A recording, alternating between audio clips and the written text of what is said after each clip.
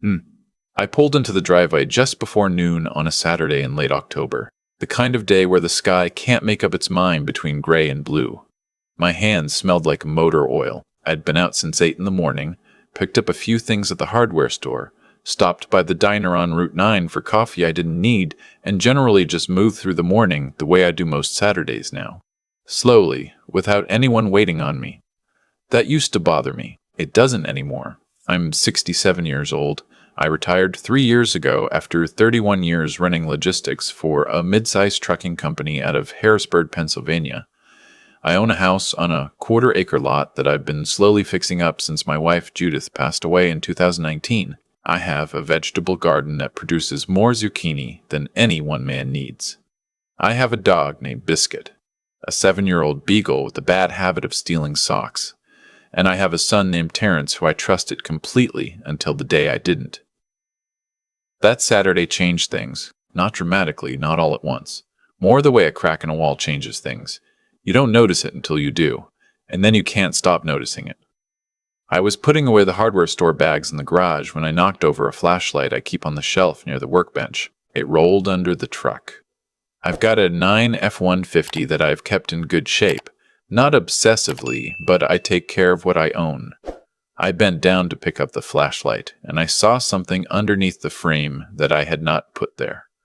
It was black, rectangular, maybe the size of a thick deck of cards, magnetic, attached to the underside of the frame just behind the rear axle. I reached up and pulled it free. It came off easily, no tools, just a clean magnetic connection.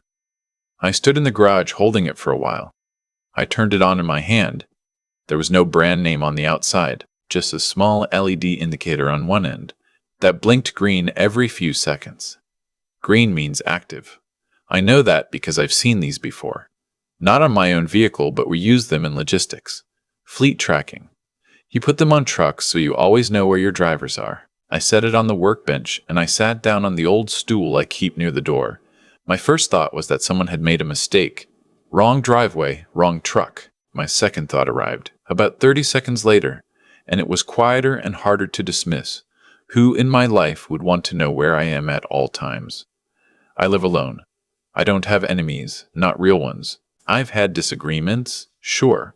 A property line dispute with a neighbor years ago, an argument with a contractor who overcharged me, but nothing that would lead someone to put a tracker on my vehicle. I'm a 67-year-old retired logistics manager with a beagle and a garden. I am not interesting enough to track, unless someone isn't tracking me because I'm interesting. Unless someone is tracking me because of what I have. Judith and I bought this house in 1988.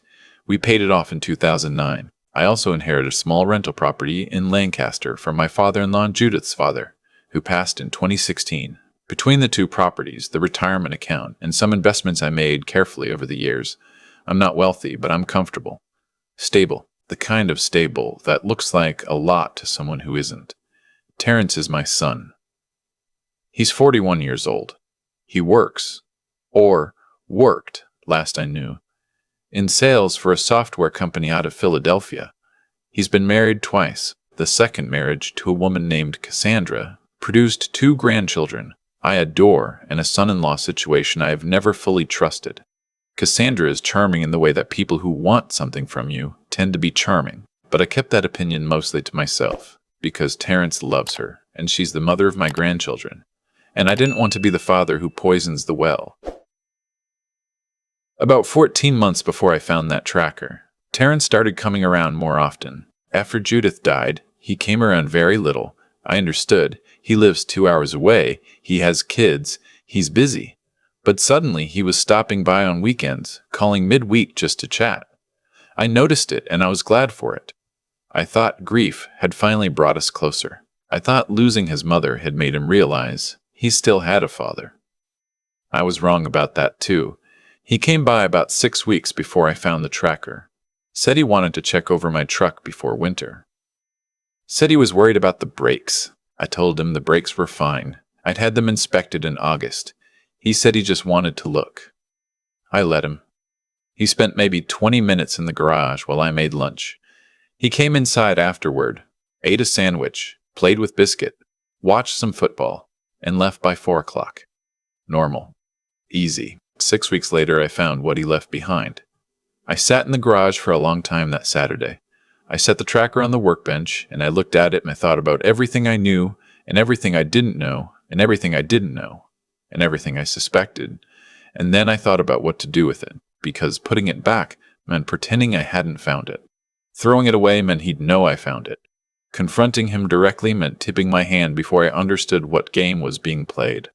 I needed time, and I needed him to think nothing had changed. I went inside and I called my friend Clifton. Clifton and I have been friends since 1987. He drove long haul for 15 years before his back gave out, and now he does dispatch for a small regional carrier in New York. He's the kind of man who solves problems quietly and doesn't ask questions he doesn't need answers to. I told him I had something I needed him to take with him on his next run, something small. I told him I'd explain eventually, but that right now I just needed it to travel. He said, "How far?" I said, "Far enough that it's not here." He said, "All right." That was the whole conversation. I drove the tracker over to Clifton's place that evening. He was doing a run down to a distribution center in Georgia the next morning. I handed him the tracker in a sandwich bag and told him to stick it somewhere on his rig until he got back, then just leave it in his garage. He looked at it, looked at me, and put it in his shirt pocket without a word. That's Clifton. Then I went home and I waited. It took 4 days. On a Wednesday evening, just after 7, Terrence called. I could hear it in his voice immediately, the particular flatness people get when they're trying very hard to sound casual. He asked how I was doing. I said, fine. He asked if I'd been getting out much. I said yes. He asked, very carefully, whether I'd taken the truck anywhere recently, anywhere unusual. I said, just the usual places. Hardware store, diner, over to Clifton's. There was a pause. He said, Clifton's, when was that? I said Saturday. Said I dropped something off. Another pause. Longer. He said he might come by that weekend just to visit. I said that would be nice. We said goodbye. I hung up the phone and I sat in the kitchen for a while and I let the reality settle over me.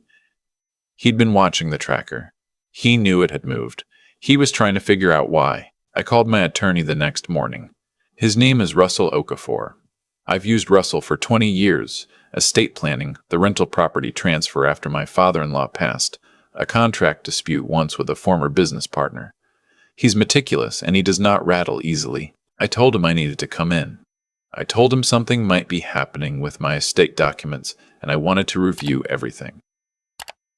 He got me in the following afternoon. What Russell found, what he showed me when he pulled up the records, was not something I was prepared for, even though some part of me had already started bracing. 8 months earlier, an amendment had been filed to a power of attorney document connected to my estate. The amendment listed Terrence as having immediate financial authority under a clause that didn't exist in the original document. The signature on the amendment was notarized. The notarization appeared legitimate at first glance. Russell set his pen down on the desk. He said, "This signature doesn't match your usual signature on file. The letter formation is different. The pressure pattern when they scan it, different." I said, "I didn't sign that." He said, "I didn't think so." He had flagged it internally 2 months prior, but hadn't reached out because the amendment hadn't been acted upon yet. No accounts had been accessed. No property had been touched. He was waiting to see if it was a clerical error or something more deliberate. He told me this calmly, without apology, which I appreciated. He's not the kind of man who wastes energy on things that can't be undone. What we understood, sitting in his office, someone, Terrence, or someone helping him, had attempted to file a fraudulent power of attorney amendment. They hadn't used it yet, but it was there. A door that was supposed to swing open on command. I asked Russell what our options were. He laid them out carefully. We could revoke and replace every document, close the loop on the false amendment, and say nothing, which would protect the assets but not address what had been done. Or we could do all of that and also involve law enforcement. He recommended the second option. He said, if someone's willing to forge estate documents, they don't stop when it doesn't work. They try again. I told him to file a report.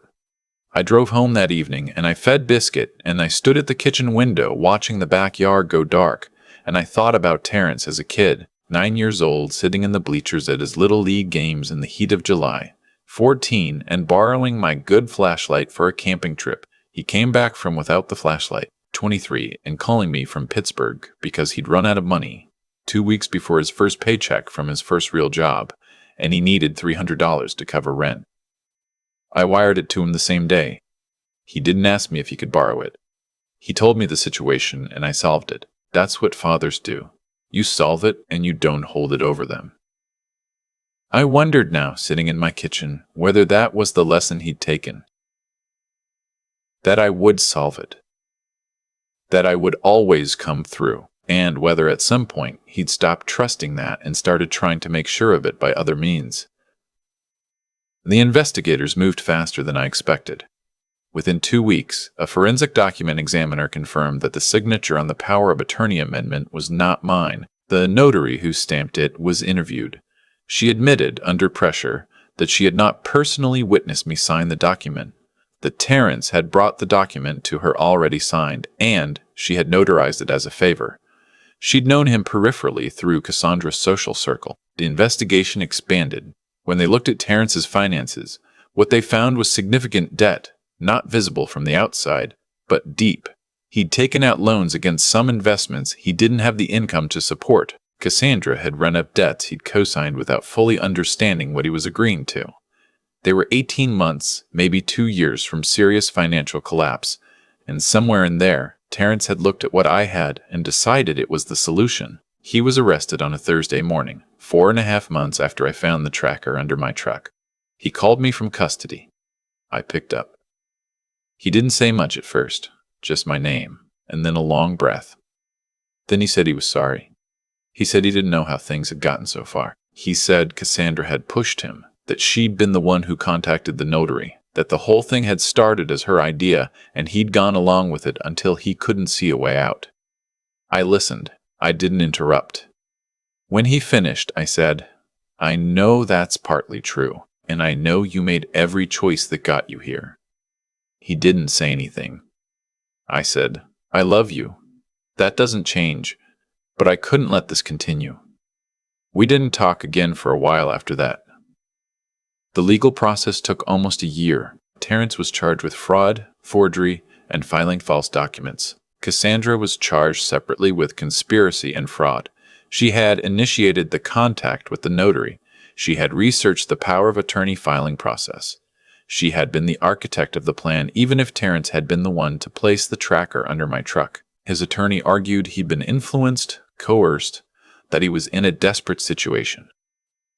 The judge listened, and he sentenced Terrence to 3 years probation, a fine, mandatory financial counseling, and community service. Cassandra received 18 months, actual incarceration, because the evidence showed she had directed the fraud. She served 11. I don't know if Terrence thought the sentences were fair. I don't know what he thinks about a lot of things now. We've spoken a handful of times in the year since the case closed. The conversations are careful, short, full of things neither of us says. I see my grandchildren occasionally, through Terrence's mother's sister, who has stayed in contact with me and handles the logistics. Judah's family was always good people. I hold on to that. What I know now, that I didn't know 2 years ago, is that trust has a texture to it. When it's real, you don't notice it. It's just the air you breathe. When it's been compromised, you feel its absence in ways you can't quite name. I walk through my house differently now. I notice things more.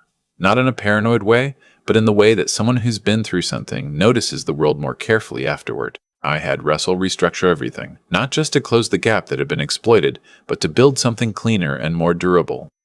There's an irrevocable trust now.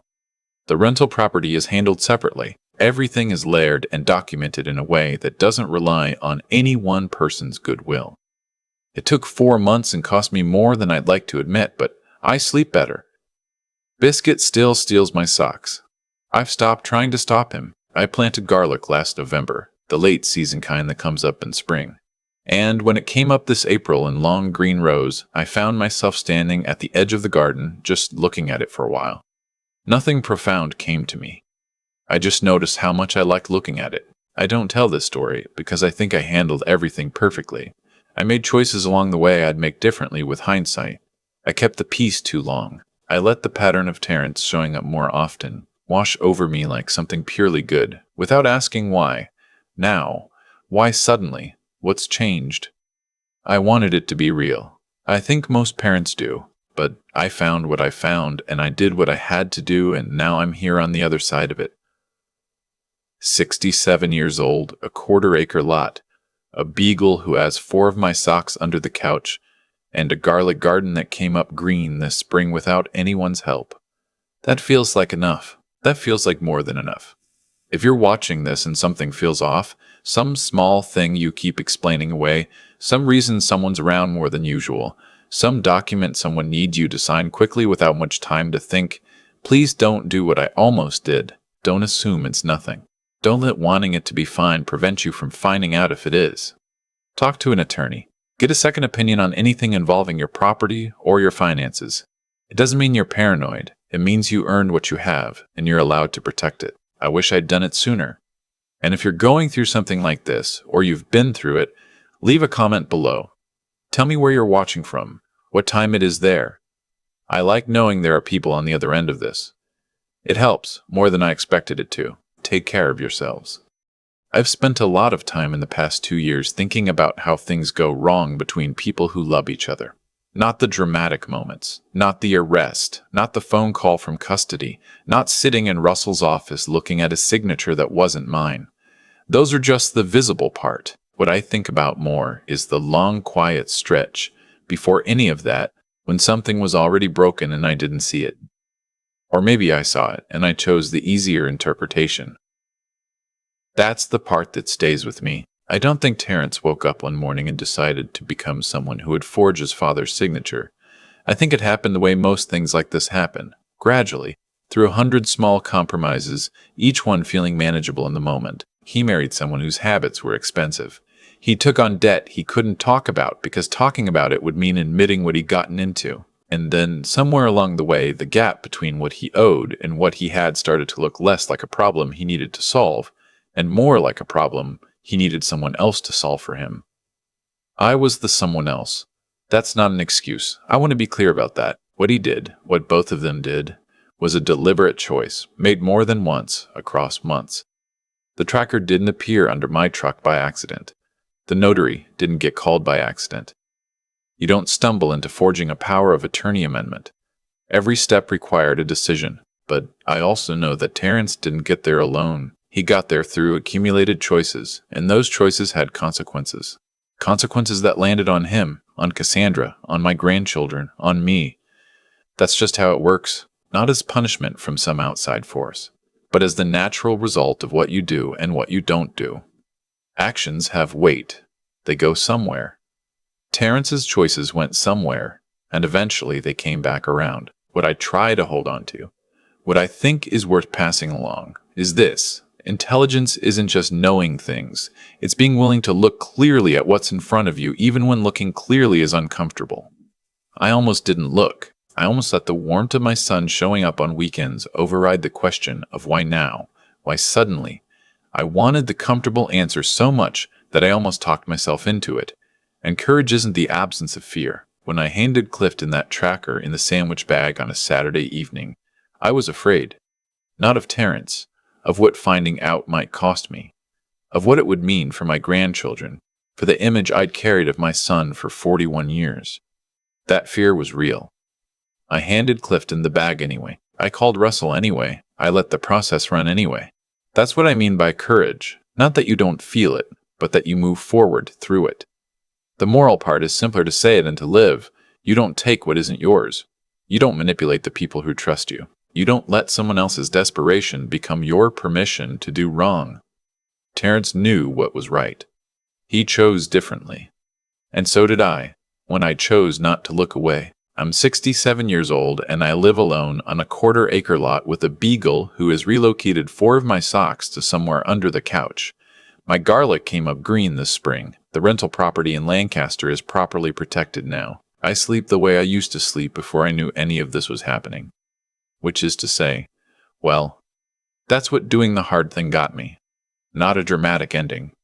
Just my own life, back in my own hands, where it belongs.